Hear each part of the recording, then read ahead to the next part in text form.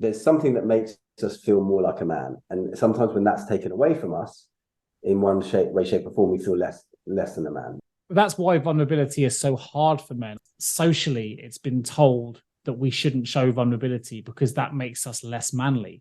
Back in the day, that's why our parents, and I'm generalizing a generation here because obviously there are exceptions to all rules, but historically, it's why our parents' generation, dads I'm talking about here, don't cry very often, don't show that vulnerability because it was seen to be less manly. And I don't think we've come full circle yet, but there's no reason why we shouldn't stay on that path. I think, it doesn't make us less of a man. We think it makes us less of a man because that's what's been socially put upon us over generations of it not being seen as being manly, to be vulnerable or to cry or whatever. Welcome to the Mindful Paths podcast with Nick Day and Harry Kalimnios, where we explore the fascinating world of mindset, mindfulness, fitness, well-being, vitality, leadership, and of course, personal development.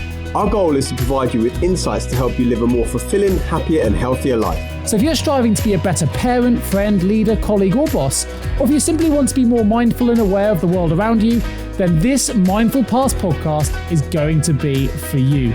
We invite you to eavesdrop on our conversations, and we challenge you to discover a new insight to help you on your own journey towards personal growth and positive change. So sit back, relax, and let's begin our journey together on the Mindful Paths podcast. Harry, how you doing? I've joined you as you are. What are you doing with a piece of toast? Buttering a piece of toast. You don't usually eat toast. I thought you were away from wheat and... Yeah, this is gluten-free. I found gluten-free bread here in Estonia. Nice supermarket nearby. So gluten-free, and this was from the vegan aisle, so I'm presuming it's some dodgy vegan. You're saying this. You forget most people listen to audio only, so you're showing up. It looks like a margarine tub. Yeah, it's some dodgy, toxic, vegan margarine, because I haven't had time to eat. I'm at this thing, as you know, so I'm at this thing called Mind Valley University, which is 3 weeks long, and it was this concept, an idea about 5 years ago by the guy who owns Mind Valley, who I think you're familiar with, the Mind Valley brand, aren't you? Yeah, I like Mind Valley. And so he had this idea of like, what would it be if I could get a group of friends together for 3 or 4 weeks to a different city each year, and have amazing parties, amazing talks, and then everyone kind of lived together in one small city. So the idea was to do a different city every year. So they started with Tallinn, which is where I am now, about 2018. Then they did, I think, Barcelona. Maybe that was 2017. Then they did Barcelona in 2018, Hula in 2019. Obviously, 20 and 21 didn't have one. And then 22, they were back in Tallinn. But now they've decided to do Tallinn because the logistics are just easier to arrange rather than going to a brand new city and trying to find a venue and all that. We've been in the same spot with the cycle tours, right? I used to, when we first met, it used to be we'll start in a country you finished in. We did London to Paris, we did Nice to Pisa, we did Venice to Zagreb, we did Split to Tirana. Realised that ending up in Albania is not going to work for the next place that we start the following tour. So we then changed it up. But changed it, didn't we? I was in Estonia last year. That's why I did my Ironman last year. I missed you by about a month. Loved it. Loved Estonia. I didn't know much about Tallinn. Really nice city. Yeah, no, Tallinn's lovely. We've got a wonderful old town. I've got this great place right by the beach, so I'm going swimming every morning. Just 5-10 minutes. Sometimes I've got people as well. There's 1,000 people here. There's over 1,000 people, and there's all sorts of different events. And I've been sharing some with you as I've been going along. I think I showed you pictures of the Paul McKenna. Yeah, I'd love to see Paul McKenna. That'd be good. Yesterday, we had a good session with a guy called Neil Strauss. So Neil Strauss, you may or may not be familiar with, but he's a 10 times New York Times bestselling author. But one of the books he wrote that he's quite famous for, back in 2005 or something, he wrote it. It's called The Game. You might have heard of The Game. I know The Game. I've read The Game back in the day. I read it in 2006. Now, I actually went up to Neil yesterday before he went on stage because I said, I need to tell you a story about your book. So let's connect later because I know you're about to go on stage. By the way, his talk was about how to write a bestseller. It was really good. It was quite interactive, and it's all about the hook at the beginning. It was quite good. But I never got the chance to talk to him. I think he's still around, so hopefully I'll see him tonight at the social. But the reason I wanted to talk to him, and I'll share this story with everyone, is part of the reason I'm doing what I'm doing. In fact, a big reason, that catalyst was reading that book. Now, not for the reason you think. So Nick has read the book. It's not a book that many people would necessarily approve of in the current way of the world, I don't think. No, but I think, firstly, so the book, is about the underground world of pickup artistry, like men who are approaching women. And he was a bit of a reporter and a dweeb, got into this world, became really good with women, etc., etc. I did not take any of that from the book. Like, I did not become like this Lothario dating person or anything. But what I did see in that book were 3 letters that changed everything. Those letters were NLP. That NLP, neuro-linguistic program, which we've talked about before, both of us have studied, led me to a guy called Tony Robbins somehow. Tony Robbins, big NLP life guru kind of personal development guy. I did his courses. That led to certain changes, led me to more courses, led me to the Yes Group, led me eventually to meeting a girl that I was dating for like 4 years, led me to writing the books. So everything started from like learning about the concept of NLP in that book in 2006. Now, interesting. I might have picked that up years later without having read the book. Who knows, right? Because I had major issues with that book. Like I read it because I won't name the guy in case he ends up reading this or listening to this. He read the book and was like, "You've got to read this. You've got to read this. You've got to read this." So I picked up the book. Well, actually, before that point, I went to meet with this guy in London, and he was so immersed in this book, his personality had completely changed, and he was trying to play, in inverted commas, the game. Right? To be honest, whether he's listening to this or not, I don't know. He was an asshole. He was just being a total, I don't know how to put an expletives thing, but that's what it was. I was really disappointed. He's a really good friend of mine, and I felt like his whole personality had changed. Now, the premise of this book talks about things, and of course it uses NLP. And I know NLP because I run a recruitment business now, but I started in recruitment, and NLP is big in sales. So I did all my NLP courses years ago. I'm not as up to date as you are, but it's really relevant in the way that you sell to somebody else, sort of touching upon how humans interact and with different words and things like that to engage them. But the book builds on NLP in relation to how to pick up women, right, in this book. And I remember my friend telling me, what you got to do is, I think it was the word neg, you got to neg women. You got to really, like basically bring them down to make them like you more. And there's a lot of men do this, right? And also, if someone comes up to you and says, "Oh, am I really attracted?" you actually go and speak to the friend and you point out something about the friend rather than even the friend, if you're not. And I was like, he was telling me this stuff, and I was like, it's just really bad form. Like, it just builds on people that have esteem issues. It doesn't help with that. I don't know. I hated it. Right. I'm glad I read it because it gave me an understanding of why my friend had turned into such a prick in that moment. And I don't talk about friends like this very often. In that moment, and he's not anymore. But in that moment in his life, which we are still in touch, that's what he was. He was like someone totally different, and he was just going up speaking to women and negging them in his words. It attracts men maybe who, and there's a lot of men out there, and I count myself as one that we kind of in some way have lost a bit of a way, and so sometimes it attracts people who now I've got quite high self-esteem, but it might attract people who've got low self-esteem, both from the male and female perspective. So the things that they talk about in their book aren't going to necessarily fly with someone on the female side who has got quite high self-esteem. But like I said, for me, I read it as a story, and also it kind of came full circle at the end. Not to spoil it, but he got together with the girl, but obviously she fell in love with him as him. But at the same time, he would never have met her had he not done those things. And I'm at this event here. I would say the overwhelming majority of people are single. It's not billed as like a single thing. It's kind of billed as like TED Talks meets Burning Man, or at least that's how A-Fest is. And A-Fest is their 4-day festival. This is the same thing, but stretched over 3 weeks. And there are lots of courses, right? We had Paul McKenna, like we said. We had a guy here who's talking all about storytelling.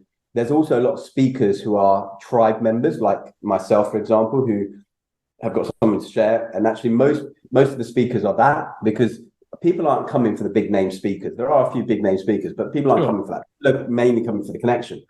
But there's always a lot of all of the workshops that seem to do really well here. All the ones that have got the words something like masculine, feminine, tantra, like all that sort of stuff, because there's a lot of sex sells, right? As that in there with the tantra piece.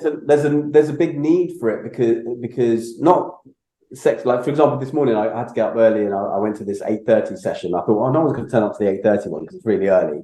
And it was a woman who was speaking yesterday to the females, and she did a 2-hour set, but I wasn't there. But this was about men getting into their masculine for the female in terms of what the woman wants presented to them. And it was actually quite good. But I feel like sometimes, because we're in a bit of a culture where I think we've lost our way a little bit and things have become a bit blurred. I mean, look, I wasn't in that talk. I'm cutting in because I even statements like what women want from men, I think that's even outdated. Like, I don't think we can, I'm not a woman, but I don't think every woman's different. Like, every person needs something else. So to put it into a thing, to go back to the game book, by the way, because I think it's important. I'm not saying that the game book is I read it with a particular view. So I came into that book wanting to hate it because it changed my friend so much. So it may be the book you're describing may not be the book that I remember, right? But when I remember, I read it and go, why is he like this? And I was reading the book looking for answers. And every time I found an answer, it made me really detest the book. So I didn't know who wrote it. I didn't know the guy. Nigel Strauss, you say? Neil Strauss? Yeah. I didn't know who it was, but I would have different, it's not someone I'd be excited to go and meet. The things I remember from the book is there was lots of boasting in it about I'm sure must have been Neil in the book. I read this, I think in 2002, 2003, around about that time. And he talks in there about how he slept with over 1,000 women, and there's a lot of that going in. And there was also lots of talking. So I felt that when you read it, and we're going back, Aidan, but we don't have to talk about the game today, but I think there's some interesting points in there where, yes, it was really, I remember it being really relevant for people that lack confidence. And I remember reading it going, well, I don't lack confidence. This isn't relevant for me. So I do remember thinking this is really, and actually my friend didn't lack confidence, but it changed him. So that frustrated me. But I remember reading it going, I guess this could be helpful for someone that struggled with social anxiety, struggled to speak to other people. I get that. However, the way it was presented, if my memory is correct, and it may not be, and I read it with a definite, as I say, view to not like the book. So I was looking for certain, the signaling that I was looking for, the echo chamber I was looking for, and I was finding it, and therefore probably ignoring some of the better content. That wasn't what I was looking for. But I do remember that even for the socially anxious in that moment, the way that they built confidence was by bringing other people around them down to elevate themselves. Now, in that instance, it was bringing the women down to elevate your own social status. And I remember there was a lot talking about peacocking in the book. I remember that as well, where you peacock and you do something that makes you shine out from a crowd. If someone says anything, you just bring them down, and this is how you can do it. And it gives you techniques for bringing others down. I think any of that kind of worked for me. And there are sales techniques that do the same. They just don't sit. I totally agree. And I think, I say to people, there's two ways to build the tallest building in the city, right? You can either build the tallest building, or you can cut all the other ones down. But I guess there's a better book actually that he wrote later called The Truth, where he goes through a bit of he realizes he unravels with all this world that he's created for himself. So I definitely recommend reading that one. That's probably the one I need to read then to not dislike this author quite so much as in my head. I remember. No, and actually from what I've seen both on stage there and a couple of interviews and things like that, he's personable guy. But the point is that, so like what women want, right? Yes, on a granular level, everyone wants something different, right? And we don't like to generalize. However, what this lady was saying, and what I've heard before from people like John Gray, right? Men are from Mars, women are from Venus.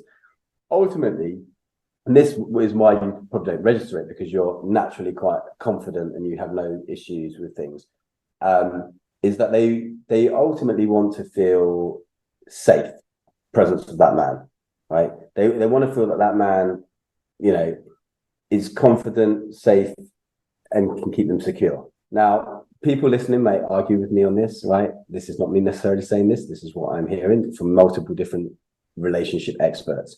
And at some level, that's what it is. So, for example, let's say you lose your job and you come home and, you've got transparency with your wife, you have good communication, so you're going to tell them everything.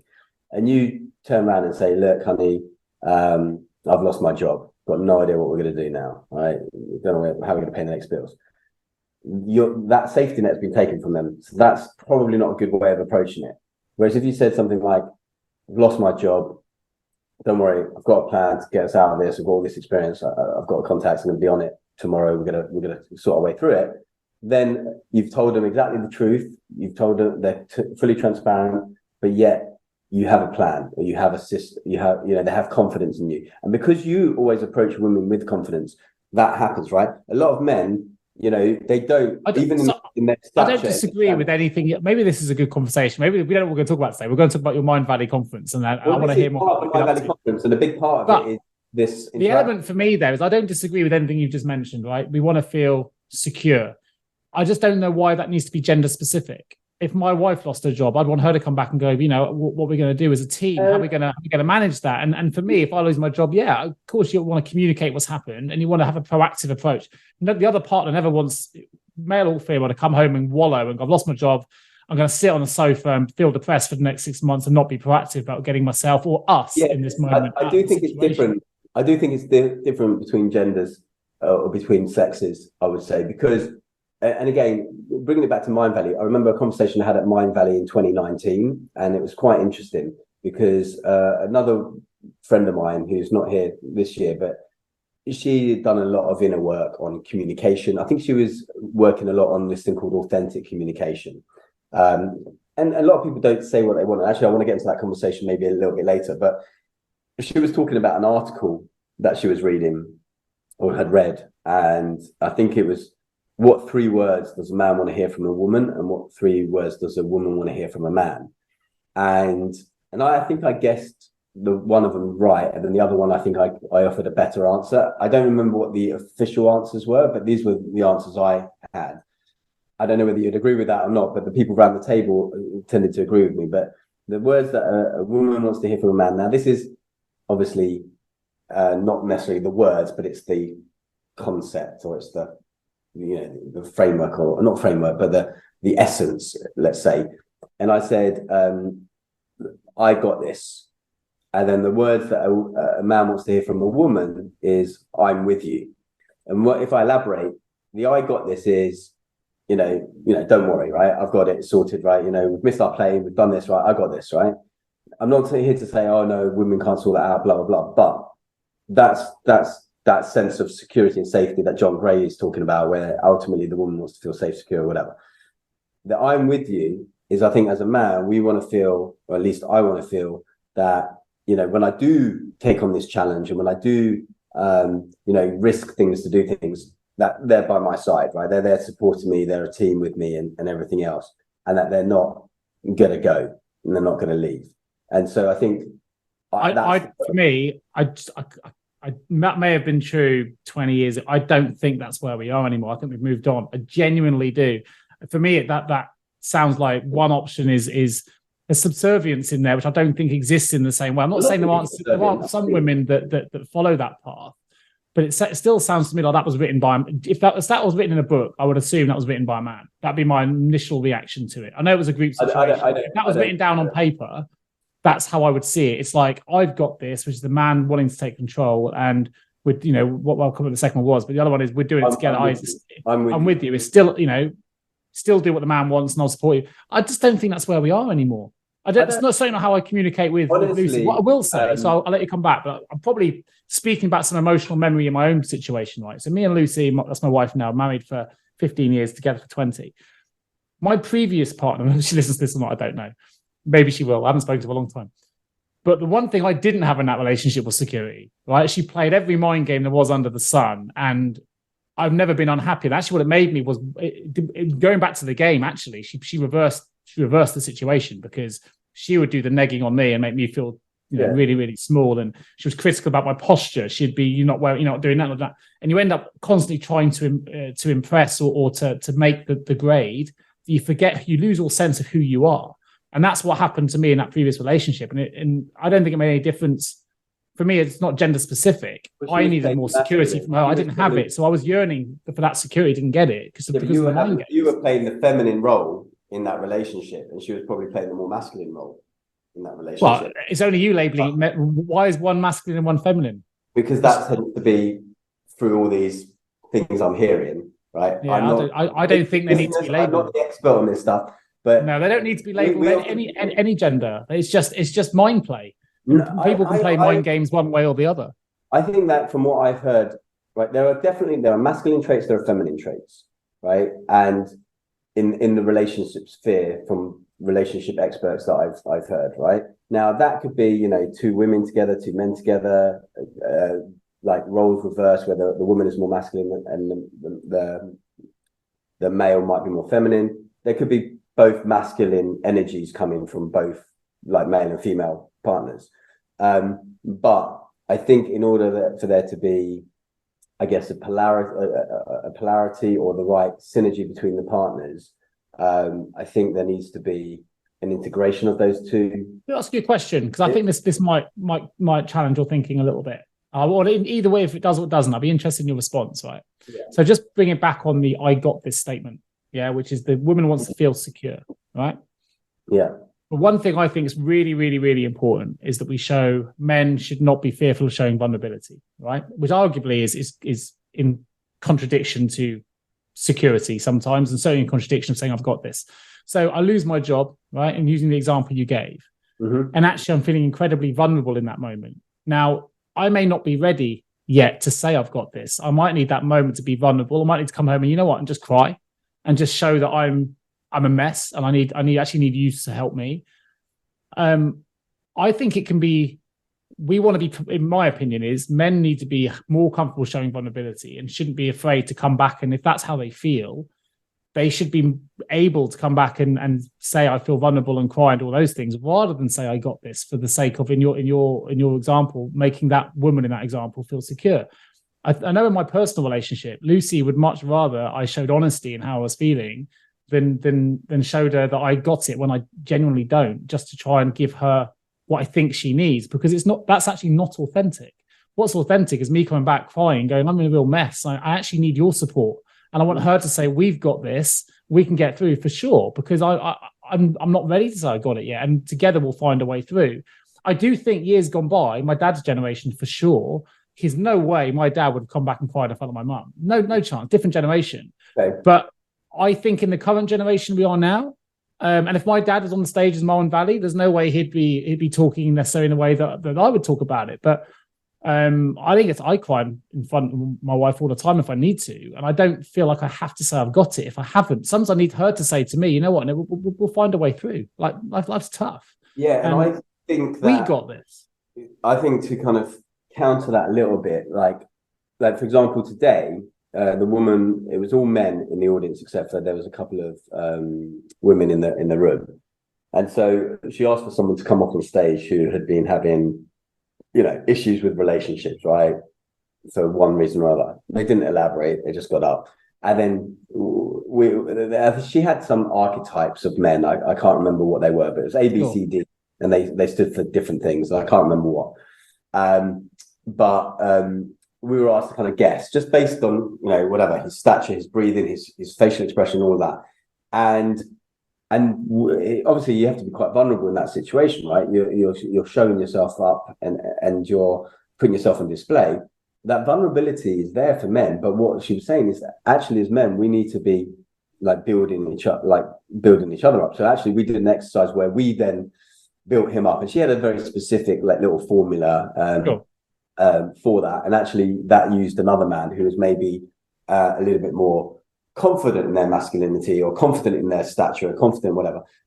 I think they had as men there's always this and you love your competition, right? There's that natural right, and sometimes that doesn't happen for people. But so anyway, so there was some sort of weird thing that they were doing, and it brought him into a different level. And so my point is that it's not about not showing vulnerability, and I think John Gray talks about this, and I will get it wrong, but he talks about it from a hormonal perspective at one point. And I remember listening to him and saying, sometimes the woman will say, we really need to talk about this, we've got to do this, and the man doesn't want to talk. And I think he was saying that when a man is forced to talk in that situation when he's not ready to, it lowers testosterone and raises estrogen in him or something like that. And actually what the man needs to go off and do is go off to his man cave or go off to his man group. And we don't have this a lot as men or as women or as people in general, where we have different friendship groups for different things. So this is why it's quite interesting. There's a lot of men's groups that happen off timetable here,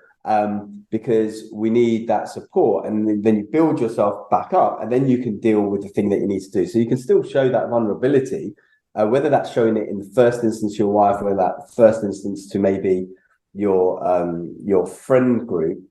It may be the question. So it's not about hiding that vulnerability. It's where is the best place that actually is going to ultimately have the better. See, I would challenge that. I accept that men's groups may create a psychologically safe space to show vulnerability, but I don't think there should ever be a situation where you have to choose where you feel vulnerable. That might be a good place to be able to be vulnerable. But if you feel like you need to be vulnerable in front of your partner, who may be male or female, if it's female in that instance, in the example you gave earlier, then be vulnerable. Like that's just that's what's authentic. I think the current world now is all about authenticity. And I think if I need to feel vulnerable, I don't think it's not being authentic. And I think, maybe, you've latched onto something and you're like, you're pulling at this thread. So we're going to stay on this thread for now. But like, it's still about, I think, from at least what I understand, there's a certain essence or biology to it where even though you're saying, okay, I'm showing Lucy that I'm vulnerable and I'm tears, right? She might still have that feeling of, oh shit, right? For sure, but I could have it the other way around. I don't think that's a gender thing. That's the point I'm making. I mean, it's just a human thing. Yeah, I mean, knowing you, right? I think that if Lucy came back and said, oh, I've lost my job, I don't know what I'm going to do, I think that your natural instinct would be like, okay, don't worry, it's all going to be okay, right? That's 100%. Just that's me, right? But you're not going to have that instinct of, I'm showing a brave face for Lucy, but really I feel fucked. Like, what's going to happen? Whereas I think she might show the brave face for you, but I think internally there may be a different feeling going on for her. You know what? I wouldn't even challenge to say that may or may not be correct, right? Because you could be accurate with that. I just don't. I think that's more about personality and what makes us human, right? We're different. For me, it's all about what you could avert. There'll be another example of another relationship where the opposite would be true. The woman would feel like that, and the man would feel the other way around. I know relationships where the female, like my sisters, are both quite. I would say the dominant partner in the marriages. My sister certainly is. Both my sisters certainly are in their relationships. Like, no one of them listens to this, but that's my younger sister's like the breadwinner in her thing, and she's like, the one in charge. She's the one doing the speeches at the wedding, all of that. But as a man, still, right? I don't know how my brother-in-law feels, but there is a certain. I think for most men, and I'm speaking in generalities, and really, I'm only speaking for myself, really, but there's something that makes us feel more like a man. And sometimes when that's taken away from us in one way, shape or form, we feel less than a man. Now that might be slightly different for different people, but I feel like that's why vulnerability is so hard for men. I think that's the kind of the point I'm trying to make, maybe not very articulately, but it's hard for us because socially it's been told that we shouldn't show vulnerability because that makes us less manly. Back in the day, that's why our parents, and I'm generalizing a generation here because obviously there are exceptions to all rules, but historically, it's why our parents' generation, dads I'm talking about here, don't cry very often, don't show that vulnerability because it was seen to be less manly. And I don't think we've come full circle yet, but there's no reason why we shouldn't stay on that path. I think, it doesn't make us less of a man to do anything. It's seen to, we think it makes us less of a man because that's what's been socially put upon us over generations of it not being seen as being manly to be vulnerable or to cry or whatever. Ultimately, though, it's about having a good sense of self. If we talk about things like rejection, we talked about rejection previously. I know it's something you want to talk about. Maybe a good place to move the narrative on, right? Well, actually, this is okay. This ties into. I don't know how much of a specific I can give here because it might become a bit of an X-rated episode. But so I was showing vulnerability yesterday. So I was chatting to someone and who's done quite a bit of work on themselves and a relationship coach, and I was talking to her about. We were talking about lots of different things. And by the way, obviously, I've spoken to like 2 or 3 other women today on specific areas that we talked about last night with this other girl, because I was like, she's telling me this thing. This morning, someone told me this. What do you think, right? And they're all coming from a female perspective, and they all said something different. And so, for example, we were talking about a kiss at one point, and whether, we, now in this age of consent where we're like, can I kiss you, this, that, the other, whatever. So the lady yesterday was saying, yeah, she would like to be, asked, right? Now she's done a lot of stuff. She's quite, by her own admission, she's quite got a high, I don't know what she called it, but she said that we've all got some internal sex drive, let's call it, right? Just it's almost ingrained like our eye color or something. And she's quite highly sex drive. And she only really was quite regressed in that way for reasons I won't go into up until a few years ago. And then she's been on this exploration journey and done, like polygamous relationships and gone to lots of sex clubs and, all of these sorts of things, right? So she's explored herself. But what that has helped her do is become very good with her communication. So because I think at a lot of these places as well, you have to be clear with your boundaries, right? Someone comes up to you, doesn't mean they're just going to have sex with you, right? It's going to be, okay, no, I don't want to do that. I'm not interested in you like that way, whatever. And she's been with partners and she's been very explicit and said, look, that's not going to work for me, right? So that you're going to have to go. So she's become very clear. A lot of people aren't so clear in their communication. In fact, most things, you were telling me before about the work thing that happened before was sort of basically a breakdown in communication between you and so most things happen to break and we don't communicate enough. So anyway, she was saying, oh no, because she wants to know that she's feeling safe in that person's company, right? So she wants to be asked permission to be kissed. The woman today was like saying, oh, not so much. The other woman I was asking, well, it kind of depends. But anyway, so obviously there's not really, everyone's going to be slightly different with it, but going into the rejection mode. So I think I said to her, I like you. I didn't say in which capacity. She said that, well, she basically was being polite and saying that she didn't like me back, but she did, but because of where I am in certain areas of my life and where she is, it wasn't going to be a thing. Now I felt kind of somewhat rejected from that because you're thinking, hang on a second, here's this person who is adventurous, let's say, to kind of put it PG, and I'm here and I'm being rejected, right? Even though she says, oh, you're good looking, you're my type, all this and the other. And so part of me, although I felt quite kind of pleased to be putting out there, and I was showing vulnerability with some of the stuff I was talking about with her beforehand, which may have resulted in the yes or the no or whatever, the outcome that was determined. But some of that is hard then because you go, hang on a second, I am showing vulnerability here, and then I'm kind of being rejected. So then I'm learning that this vulnerability is a rejection as well. But on the flip side, it's also somewhat liberating because I'm like, okay, it is what it is. It's like I remember once, and this is not to do with relationships, but to do with speaking, where I was in a speech competition and I was a bit reluctant to go all out in terms of practicing my speech over and over and over again. And the reason was because if I didn't give it my all and I didn't get through to the next round, I had an excuse of saying, well, I didn't give 100%. So it wasn't down to my talent, it was just down to my effort, right? Trust me, if you do Ironman races or any kind of athletic race, you'll hear, and my wife who listens to this will laugh, because every time we get close to a race, suddenly all the niggles come out. I really want to do well, but I've got a little bit of to give ourselves a way out, give ourselves a confidence. But what I did in this case is I practiced this speech over 100 times. I've never practiced anything that much. I don't ever practice speeches. I normally speak like without script, but this was a 7-minute thing or whatever. And I did it and I didn't get through. And I didn't actually feel disappointed. And I felt I gave all I could give, and that was enough. And actually, I didn't get through in that particular round.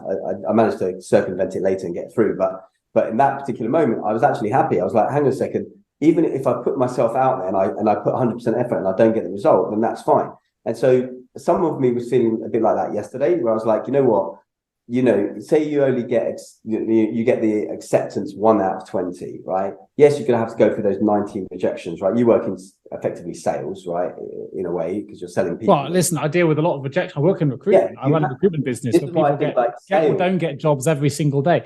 But this is a perfect breeding ground. That's why you're perfect for that job, because you have that confidence to go. Like, what was it? Winston Churchill. I'll tell you my mindset on this. Like, rejection has absolutely nothing to do with us personally. No. Nothing whatsoever. It's all about the other person. We just don't, whatever we're offering in that moment just doesn't fit with what the other person's looking for in that moment. That's all. Conditioning. And because this is why I wish I'd done sales as a job like when I was younger, because I think everyone should do sales for like 2 or 3 years. And I did actually do a bit of sales back in the day, but because you recognize that actually, it's not personal. It is about, just being persistent and doing the thing that you need to do. And actually it builds a certain mindset. Whereas when you do it so infrequently and then you get like shattered from the rejection, Yeah, it's tough. I mean, it's part of my day-to-day job. I'm going to call clients who may or may not need our services. If you can't deal with rejection in this business, you're going to struggle. But what I will say, and I'll say it to my staff, like when we allow ourselves to feel rejected, if that's the word we're using in this thing, we're giving all the power to the other person. That's the reality, right? But no one can make us feel rejected without our own permission to feel that way. No one can make us feel anyway without our own permission. Speaking about rejection, it brings us back to our sense of self, really, and our own self-esteem. And actually, don't give the power back. Don't give the power to the person that said no. If the client says no in a sales thing, don't worry about it. Just move on. You're just not right for them in that moment. If you worry and stew, you're giving your own power away. I want to share with you something I learned from Tony Robbins when he was talking about this. I think it was in Personal Power 2, which is an audio program he was selling in the 80s, which I'm one of the few people I've met that has done the full 30-day program like twice. And I really liked it. I'm not surprised. One of the things he talks about rejection, and he changed the definition of rejection. So instead of like rejection being, oh, that person doesn't want what I've got, it's like, rejection to me now means that I interact with someone and I don't get the result I want and I learn nothing from it. Because it's like, well, that's impossible for me to get rejected because I'm never going to not learn something. So for me to feel rejected, I now have to not get the result I want and not learn something. So I can never feel rejected. I think you've read Chicken Soup for the Soul. Is that the book? Yeah. I think I think it was that book. They talk about in there where I think it was Walt Disney. I might get this wrong. I think he worked either in publishing or works for a newspaper. I'll have to Google it. But he lost his job because in that book he talks about how he lost his job because Walt Disney apparently had no good ideas. Mm-hmm. Yeah. It just didn't fit with that person's at the moment. It's not rejection for him and actually it links really well to our last show or the show before. We talk about reframing. I mean, that's something else. So reframing can be really powerful if you're feeling that moment of rejection. Rejection doesn't exist. Where you go with Tony Robbins. I don't know what he said. I haven't seen his talk, but it only exists in our minds. I want to share something that came to me this week. So this week, and it's to do with that, but it's to do with limiting beliefs and empowering beliefs. And I was at a talk the other day, and they were talking about limiting beliefs and changing a limiting belief you might have about the situation to a powerful one. Which I've done work with clients on this before, but sometimes you don't always do it back on yourself. Anyway, so one of my limiting beliefs was, because there's lots of people here, lots of people interacting. What if you go up to someone and they don't want to engage with you, right? They're already in their little friendship group or whatever. So that was the limiting belief. So that would stop me from going and approaching people. And then I changed that to people worth knowing are open to knowing me, right? So if they're not if they're not open to know me, they're not worth knowing anyway. And that just shifted because also what happened then, which is quite interesting, within about 5 minutes of writing that empowering belief and also thinking about how I wanted to act in the day, which was using Mel Robbins, the 5-second rule, where don't overthink it, just go within 5 seconds. So, I saw someone that I wanted to approach and in my head, the first thought was, oh, don't approach that person, right? And then I thought 5, 4, 3, 2, 1, went over there and I said, you know what? It's not about them not wanting to engage. People worth knowing are open to knowing me.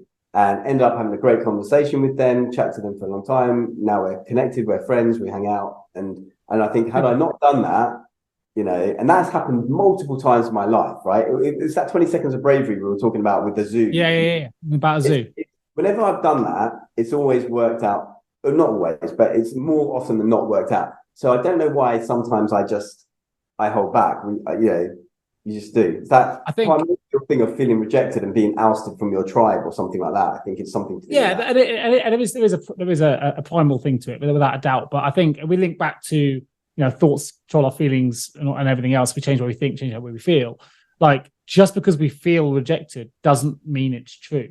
That's just how we feel about it because the way we reframed it in our minds. That's why reframing can be so powerful. But also, you can give a scenario. So if in a sales instance, if you're selling something because you really want the outcome, whether you're selling yourself to a girl or not, we feel rejected when they say no because we really want the outcome.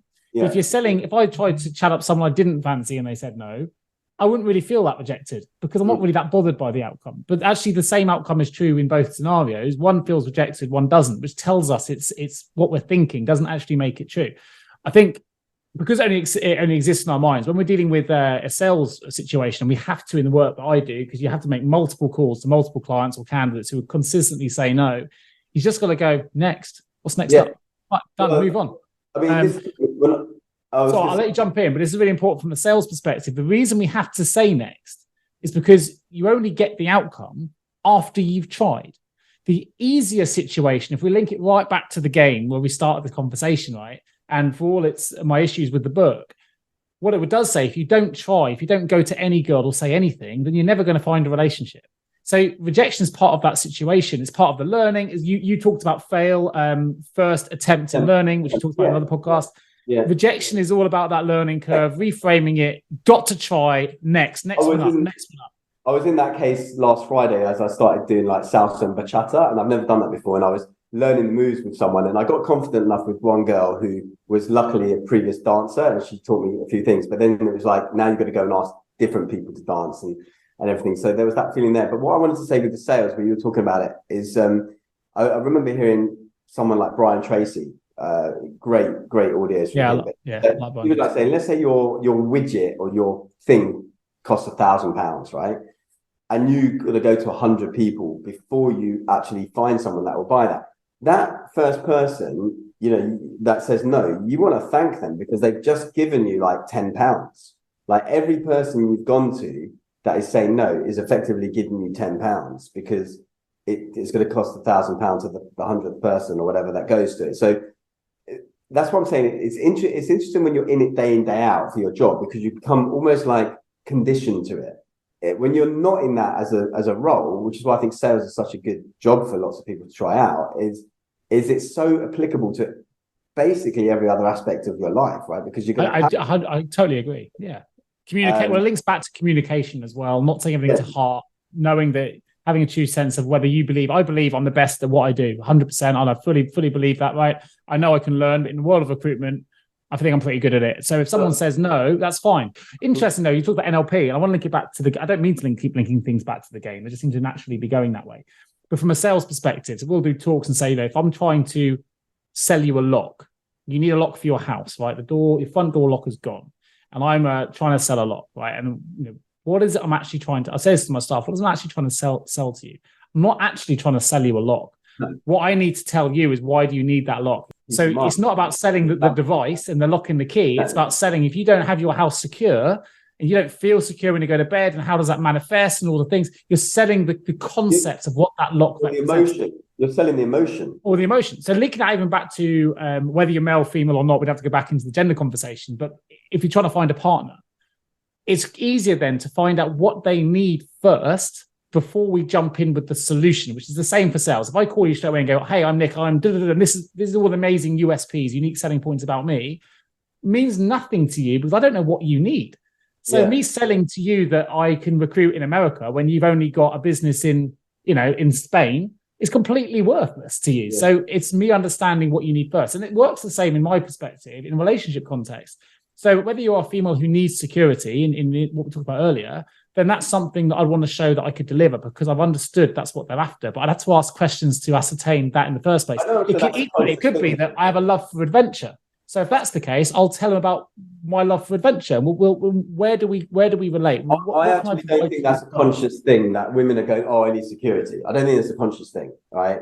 But what I don't want to go down that. No. I was talking more about from a sales perspective. Like we're very quick to sell a solution before we know what actually the person needs.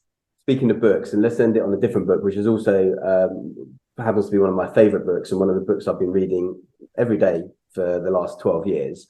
I was having a conversation at lunch with yet another person who actually works in HR, and I've sent her your other podcasts because she's from here and she works in HR, but she was talking about sales and rejection and all this and working lots of hours. And I was saying how one of the favorite things I remember in this book is about, I think it was like, that today someone isn't going to buy, your gold chariot for like a penny, but tomorrow they might swap their entire family and house for like a seed or something, right?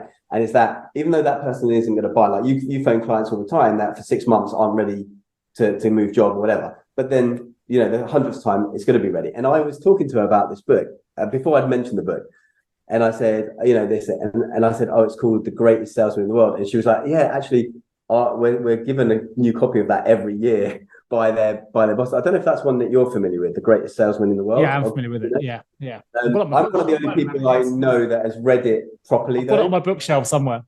I think I haven't met anyone in person other than an ex-girlfriend's mum who used to work in sales who's actually read it properly, because you have to spend 10 months reading this book. Yeah. So I read it properly 3 times a day, like reading it. You can't go to the next section until you've done. I didn't even look at the chapter heading. I read it in the morning, I read it at lunchtime, and then I read it out loud at evening. I did that for a month, and then I went to the next one. So it took me 10 months. And then ever since then, I read now a different chapter every morning. So every 10 days I cycle through. But that book did fundamentally change how I viewed a lot of things. I probably need to redo it the 10-month way, because there is something in it when you do it 30 times. You do it 90 times. Confessions on the table. I think I bought that book from a conversation we had about 10 years ago, whenever it was. I'm pretty sure we talked about this on a bike ride. I bought the book. Yes. And I think I never followed the process. I think I read it through quicker, and I probably didn't. I don't even read all of it. But I remember you saying you've got to be disciplined. I tried, and it didn't work. That's why I never actually recommend that book to people, because it just ends disappointment for the person. And so I don't ever recommend it, but it is the book that I have got. I've got it literally on my. That's why it's on my bookshelf. But I think it was from a conversation with you, mate. Probably, I do. I talk about it all the time because I know the story of the person that the mum gave it to a daughter. She read it. Yeah, that's how I know the story. But it is, if you're interested in sales and you're listening to this conversation and you are a disciplined kind of person, I can't highly recommend the Greatest Salesman in the World enough. And also listening to some of Mandino's speeches, because he had a really interesting thing of wanting to kill himself at one point, and then turning that around and ended up becoming the editor of Success magazine and everything, which is an amazing story in itself. But wonderful book, lots of life lessons in it. From my perspective, when it comes to sales, I love the fact we've moved the conversation on to an area that I'm passionate about and I'm immersed in. But we're so quick, and if you think about the sales calls we get, when people get straight to the solution before they even know what my problem is, that's the biggest problem in most sales. It's why we get turned off by it. They call you and say you need something without understanding whether you have a need there or not. And people try and create a need that doesn't exist. I'm happy to be sold to. I don't mind taking sales calls at any moment. This is what I do for a living. So I've got to be able to take it if I'm going to give it a little bit, if that makes sense. But I get really frustrated when people try and just come straight in with why they're amazing, and they haven't actually understood if I even need the product in the first place or where I am. And I'm much more into having a process where I'll call someone and try and understand where their challenges are, and then try and see if we can find a solution rather than going straight in and assuming I know the answers. I think that's where the risk. It just turns people off. No one likes being told how they can do their job better. And let me tell you how you can do better your job. There's so many of that subtext, because I mean, going back to a little bit about relationships, just to finish it maybe on this, but when you probably don't know this because you've been in a happy marriage for a long time, but let's say you've been together with someone for a few years and then you break up with them, and your friends are trying to comfort you, or your parents are trying to comfort you and say, that person was no good anyway, or just never right for you. Yeah. But the problem, what they don't realize when they're doing that, is what they're actually saying is that your judgment sucked for 4 years. Yeah, and it sucked for years. Yeah, I get it. Yeah. That's what they're actually saying. They're trying to be nice, but they're not. And people don't get that. And I'm like, no, what you're really saying is that person's judgment sucked, and that they don't know how to choose people and all this and the other. When you say that person is that, no, you just comfort them. You don't have to badmouth the other person or anything like that, Well, actually, you can bring that 360 and go back to the sales process then. So when you have that relationship breakup, what is it you miss? What is it you need? And how can we plug those gaps, either through a friendship group or through your parental support or through another relationship? But if we think about it, if someone's in the world of recruitment, right, you lose a member of staff and you're really panicking that you need to replace it. I'll always say to a client, look, before you jump straight in and try and find a like-for-like replacement, what are the things that individual left weren't great at that you would love to be able to plug those gaps? What are the things that they were never able to do that you wish they could have done? Because this is your opportunity now. You've got a blank canvas. I can try and find a like-for-like replacement, but actually I might be able to find you someone that can involve the person that left by plugging the gaps that person was never good at. Maybe they're amazing, but they never knew how to use Excel. I mean, a real basic example. Yeah. But how about I find all those things plus someone with advanced Excel skills? Oh yeah, that'd be really useful. And I think it's the same in relationship terms. And if I bring it back to the girlfriend before Lucy, certainly for me, I was looking for the things I didn't have in the previous relationship. I was able to reflect and go, right, I missed those bits, fine. I don't miss those bits because they were really, she was really unkind in many ways. And I met Lucy and she seemed to plug all the gaps for me that I missed in the relationship before, gave me the things that I was also getting in that relationship. So for me, it was an upgrade. And I think that's right. That's why we have different relationships, because we interact with different people to learn. And this is why like this are really good, because I mean, you are learning from lots of different like entrepreneurs, lots of different business owners, different coaches, different 100%. Whatever. And it's all about, when I look at my previous relationships and what worked, and then I look at what was missing, I'm thinking, well, when I go to the next relationship, I need that person have more open communication about this, for example, or be more sexy in this way, or be X, Y in this way. And I need to be a certain way as well. And so like, what is it? Because otherwise you don't learn anything. Like, there's a phrase that says like, the person who thinks the same at 40 as they did at 20 has learned nothing. Right? So we always got to change our mind. This is why I get really upset when people like go back through like Twitter threads from 15 years ago about someone and say, oh, you said this then. I was like, yeah, but I also thought, a different person then. I also thought that Santa Claus was real and the tooth fairy was real. You're going to hold me to that as well. Do you know Hold on, kids might be listening, No, I'm joking, I'm kidding. But actually, it goes back to, if you get to that level of mindset where you are reflective and learning, that's when it's no longer, for me, about rejection, because you no longer feel rejected by a relationship that's gone, because you've learned from it and gone, actually, on reflection, I didn't want all those things. And I obviously wasn't giving enough it obviously wasn't right. It's a learning curve. And my sense of self now tells me that I need X, Y, and Z for me to be really happy. And I'm going to look for that in the next partner. And I know I need to be more X, Y, and Z as well. But I wasn't, thoughtful enough or whatever. But you learn about yourself. And then actually it takes the rejection out of the situation. You win some, you learn some. That's what I say. You win some, you learn some. And that's it. And I remember thinking once, I watched this movie once and she said something.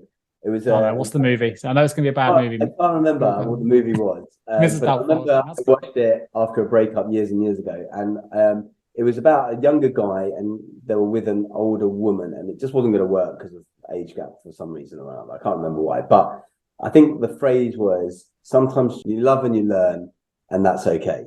You love and you learn, that's okay. And I thought, that's it. Sometimes you love and you learn, and that's okay. And there's a quote, I don't know, it might be Michael, usually the Michael Neal quotes for me because I like his work, but everyone, he says, or whoever says something, and you might say it wasn't him, it was someone really famous, but everyone has the power to choose who they are. That's the thing. So don't let other people dictate who you are or what you need to do. That rejection is all in our own sense of self, and it's a belief that we can change, it's a feeling we can change. So everyone has the power to choose who they are. Interesting. Well, we've got to go. I want to find out, number one, what you're going to be doing before we next season. What are the Mind Valley things coming up for you? And number two, if anyone is listening to this, I'm going to do a little bit of a plug, because I went to London for my daughter's 14th birthday.